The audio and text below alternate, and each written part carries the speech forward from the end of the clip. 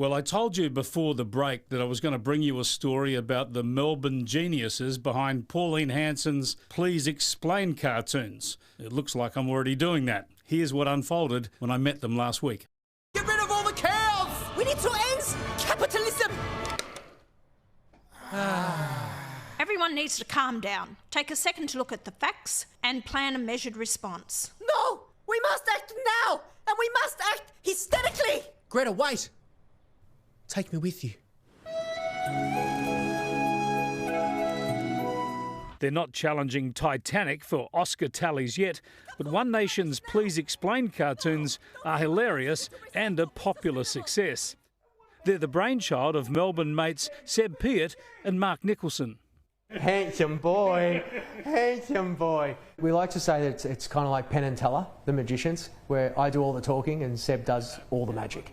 The cartoon series came about when One Nation Chief of Staff James Ashby saw some of their earlier work. It just so happened that one of the sketches that we'd made from years ago, James Ashby at One Nation was watching that on the toilet and went, I reckon this could work as a series for politics for the upcoming federal election. And then we just started talking. We pitched them 6 episodes of a classroom full of unruly politicians, and the one person that makes all the sense, the most reasonable person in the room, is Pauline Hanson. We pitched him 6 episodes and he turned around and went, cool. Right, settle down. Let's make a start. I'll just take the role. Scott Morrison? Where's Scott? Yeah, aloha, douchebags. Late again, Scott. Yeah, sure am. It's me, ScoMo. Classic ScoMo. What's up? Widespread laughs and appeal started from the first episode, as did the criticism. Now listen closely, because at the end of this term, there will be an election. There were journos from Vice that are going like, I laughed out loud at this is actually good from Pauline Hanson. And then 30 minutes later, the narrative had changed. And they were like, no, now it's racist if you even laughed at it. And we had people retracting that they laughed. Sorry, I apologise, I didn't laugh. Like, they were ready. Like, it was just really fun to watch. This year's school play is all about the victim. That's right. And we're looking for someone to play the victim. There's a sad, little, useless, pathetic victim in all of you. And I want to find it.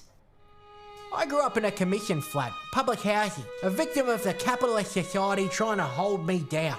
I think he's perfect. After the first season, One Nation started a fundraising drive, telling supporters they'd need to buy merchandise to fund a second series. And the money came in. Well, if the people want it, we'll do it. And that's what this season was, and we stepped it up this year for this season.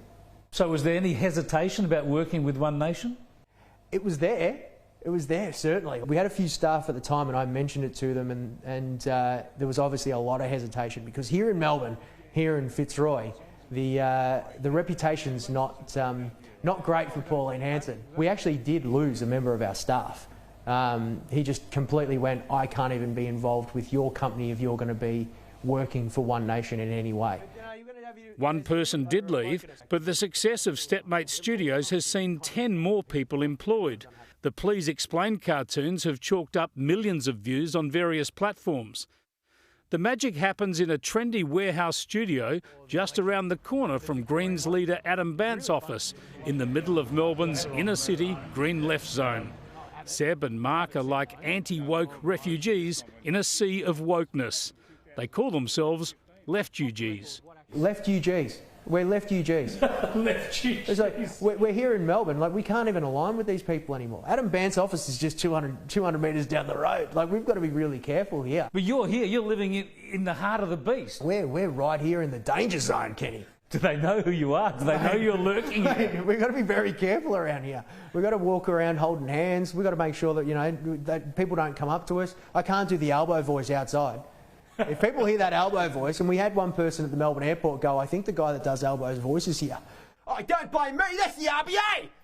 Mark, I love the voices. Have you always been good at impressions? No, it's just, honestly, it's just out of necessity. Like, and half the time they're not even that good. It just kind of you couldn't afford a voice actor, so you had to learn to do it yourself. I've got to just do them on myself. Yeah. Give us a bit more elbow. Oh, come on, Kenny, just give me a break, mate, please.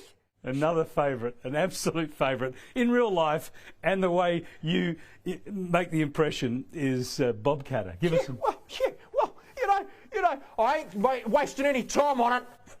You never have to finish a sentence or an idea with him. Mate. You just jump on to the next one. Punch him in the mouth. Oh, he's so good. I love Bob. We never will make fun of Bob. All right, one more. Who's another favourite? Oh, look at him banned because he's just around the corner. Come on, Elbow. You can pass whatever I want. No one can stop us. This is our school now. What do you say? This is my school. Oh, yes. Sorry, Lydia. Does the left in politics not have a sense of humour? Mate, I don't think so. Not anymore, right? It's all very serious. It's the only place that comedy can come from now. And you have a go at all sides. You take the mickey out of all sides, including a bit of self-deprecation from Pauline. Yeah, that's right. It's literally, we can make fun of everyone, including ourselves, with these cartoons, you know what I mean? And I don't think it would work for any other party. Even some of the other minors, like United, I don't think it would work for. I don't think it would work. The Greens certainly couldn't do it. Let me see the likeness here. There's no likeness whatsoever. Mark and Seb welcomed me behind the scenes to see them make the latest episode and even help out with a cameo appearance. It all starts on a whiteboard. But you guys pretty much set the narrative. So for this week's episode, Airbus Elbow has just been dominating. You're right yourself. That's not his travel. Right? So we thought, let's start with Elbow. He's overseas and he's doing a travel vlog. Like, he's trying to get away from the referendum loss. Yeah. Okay. And then Penny comes in and, would you believe it? There's a national crisis. Everyone's in trouble. The Australians need you. And he's like, God damn it! We're going to go back to Australia. I hate being Prime Minister. Hi, I'm just a handsome boy called Anthony Albanese. And when I'm not stuck being the Prime Minister of Australia, I'm travelling the world non-stop. Welcome aboard Airbus Elbow, my travel vlog. And this is episode 18. Sorry, Elbow, responsibility calls. Oh, but Penny! Being Prime Minister sucks. As they're driving from the airport, there's an awkward conversation because Pauline's always working and Elbow's always just flying around the country. The petrol light comes on, they've got to go to the petrol station. Elbow's like, oh great, I'll go inside. And he starts robbing everyone in the petrol station. Pregnant women, yourself. You're going to be there. I'm going to be there. I'm at the petrol station. You beauty. Yeah, and you're struggling as well. Maxi bonds are 2 for $55. How are you going to afford your maxi bonds for you and your family? Look, I don't set the price of oil, mate. Now give it here. Please, I can barely afford my maxi bonds. Oh, inflation's not my fault.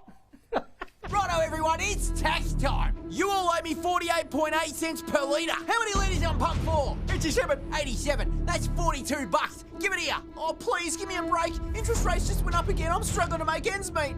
Don't blame me, that's the RBA's fault. Please, stop it. I'm just a humble delivery driver of a truck under 4.5 tonne. I can barely afford fuel as it is. I don't set the price of oil, mate. Cough it up. Please, I can barely afford my maxi bond. Hey, inflation's not my fault. Yes, it is. What do you think you're doing?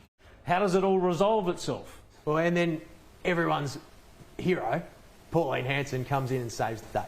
Elbow, why don't you stop splashing money overseas and start focusing on Australians first? And you could start by not robbing people at the pump, which will ease the cost of living, take the pressure off the supply chain, and bring down the price of maxi bonds. Yeah, so what do you say, Elbow?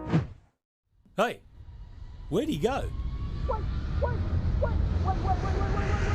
Ah, that's better. Nope, I'm on flight mode. The good old flight mode.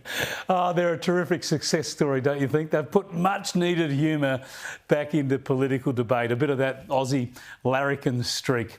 Now, I wouldn't normally spruik for a political party's fundraising, but if you go to this site or just Google Pauline Hanson's One Nation, you can buy a range of Please Explain merchandise, and all the proceeds go to funding more episodes of this cartoon series.